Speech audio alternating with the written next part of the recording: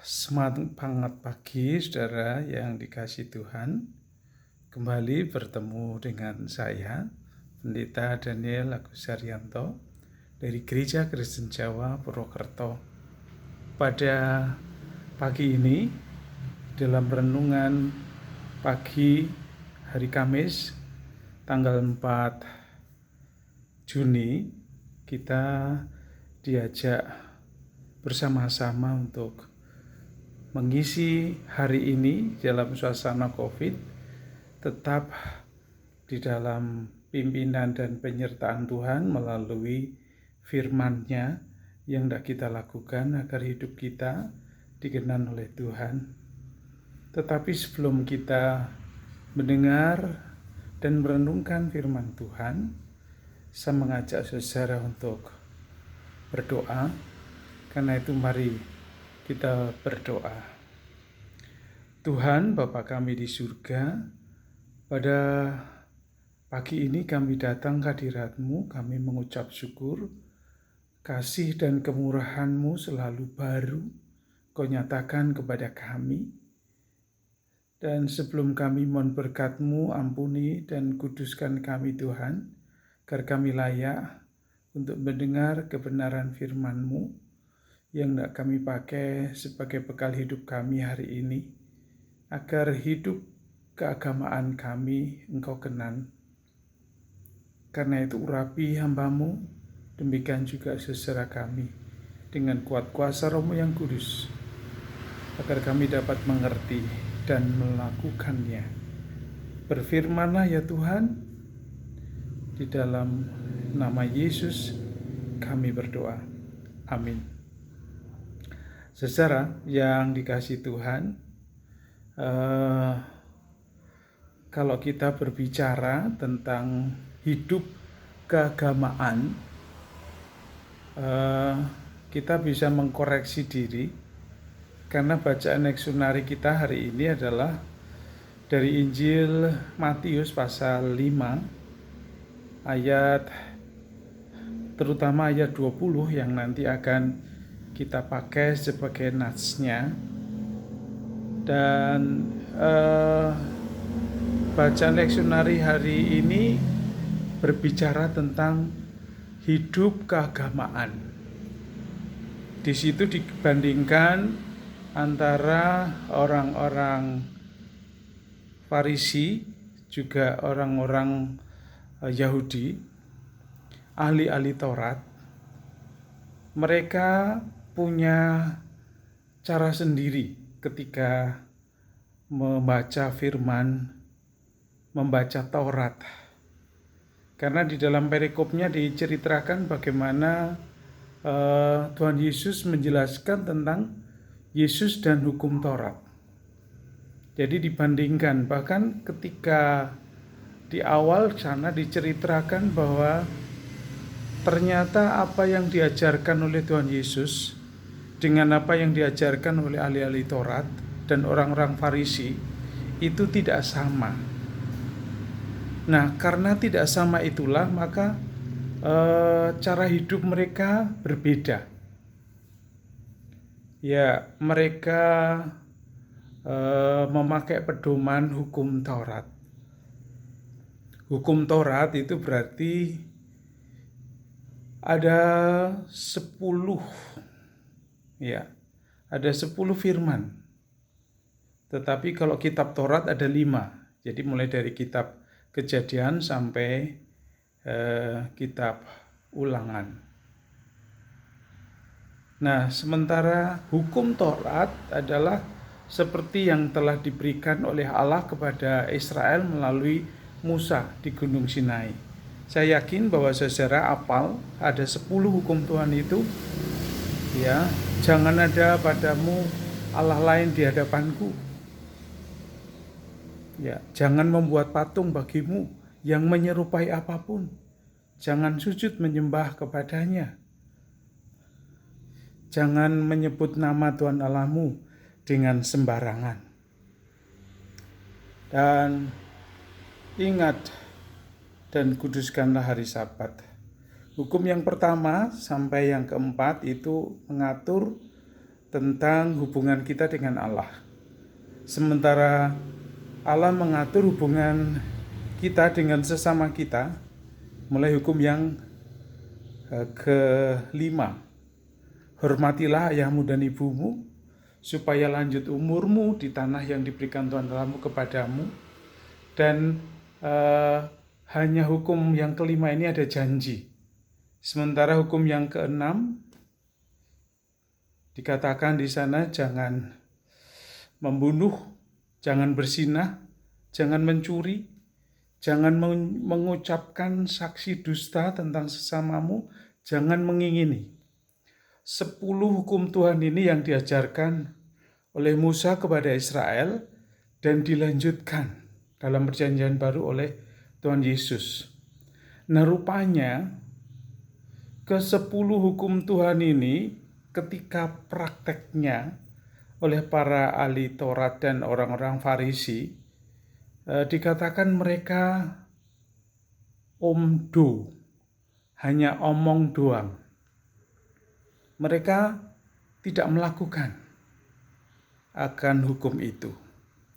Nah, itu sebabnya Tuhan Yesus mengkritik, jika hidup keagamaanmu tidak sama, ya, tidak lebih baik.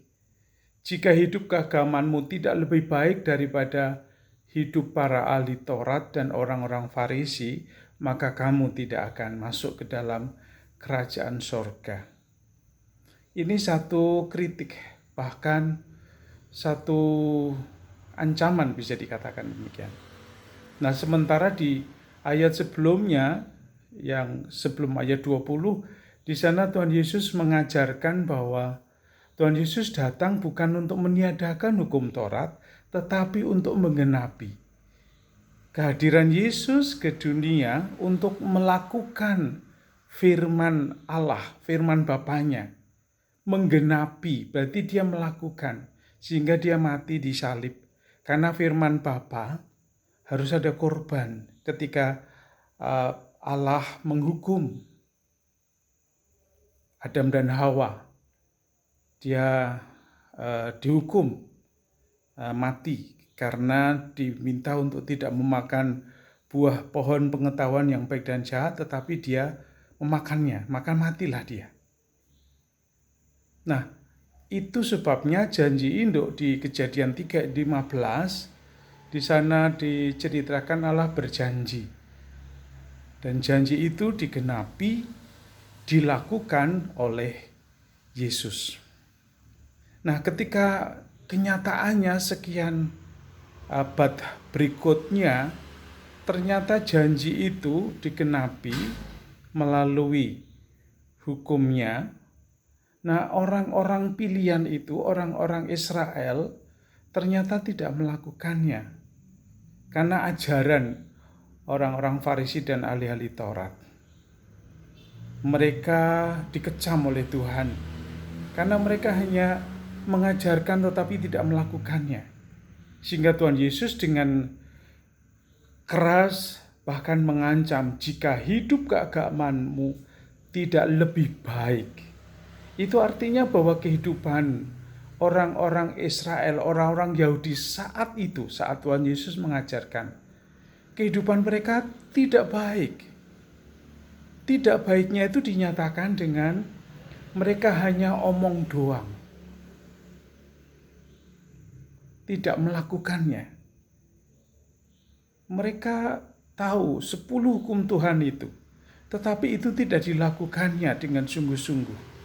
Dan itu sebabnya Tuhan Yesus mengkritik, bahkan mengecam para ahli Taurat dan orang-orang Farisi. Dan pagi ini kecaman itu juga ditujukan kepada saya dan juga kepada saudara. Apakah ketika kita menerima 10 hukum Tuhan itu, kita hanya omdo, kita hanya teori, tetapi kita tidak melakukannya. Dan kalau itu yang terjadi, berarti kita akan sama seperti ahli Taurat dan orang Farisi itu. Dan itu artinya kita dipastikan tidak masuk ke dalam kerajaan surga. Sementara Tuhan Yesus memberi informasi menjelaskan bahwa yang melakukan firman Allah dan mengajarkannya kepada orang lain, itu yang akan masuk ke dalam kerajaan Allah, kerajaan surga. Cukup jelas saudara-saudara firman itu. Nah, kalau cukup jelas kita hanya taat, kita hanya melakukannya. Kalau firman Tuhan mengatakan jangan membunuh, ya kita tidak membunuh. Sebenarnya sesederhana itu saudara. Kalau hati kita tulus, hati kita dipenuhi dengan ketaatan dan kepolosan, artinya bahwa firman itu mengatakan seperti itu dan kita melakukannya tepat. Karena di dalam kitab suci cerita tentang para bapak-bapak leluhur kita yang diselamatkan itu, mereka melakukan perintah Tuhan tepat seperti yang dikatakan oleh Allah. Dan model itulah yang dipakai juga untuk orang-orang Israel dan sekarang untuk saudara dan saya. Tidak perlu ditafsirkan, tidak perlu ditambahi atau dikurangi. Karena Tuhan Yesus mengingatkan sampai nanti kedatangannya yang kedua, satu titik pun tidak akan ditiadakan dari hukum Taurat itu. Nah, mumpung Tuhan Yesus belum datang yang kedua, dan dalam situasi pandemi ini, mari saudara, kita siapkan hati kita. Kita taat dengan tulus, dengan sungguh-sungguh, tanpa syarat. Karena Tuhan telah mati disalibkan. Darahnya untuk menyelamatkan kita. Karena Yesus juga mengajarkan, tetapi juga melakukannya. Dia mengasihi dan kasih itu diwujudkan dengan dia mati. Tetapi dia bangkit pada hari yang ketiga. Mari saudara-saudara, agar pengorbanan Kristus tidak sia-sia, kita siapkan hati kita. Kita taat kepada firman-Nya, agar dengan ketaatan kepada firman-Nya dan melakukannya, kita boleh diberi kekuatan untuk melakukannya, paling tidak hari ini. Ada lagu yang sangat indah saudara, dan ini dinyanyikan oleh, kalau tidak salah, Tanti Yosefa, dan saya akan menyanyikannya, Tulus Tiada Celah. Tulus tiada celah, indah, agung mulia, ku rindu Engkau selalu, ku damba Engkau selalu, bukan hanya kata pujian yang lahir dari bibir durjana, bukan pula kata sanjungan yang lahir dari bibir durjana. Relung hati yang telah tulus, kini berkata, seluruh jiwa yang telah kudus, kini bernada, karena cintamu tuluslah aku, karena salibmu ku Kuduslah aku karena salibmu, karena cintamu, karena darahmu, karena salibmu, kau selamatkan aku.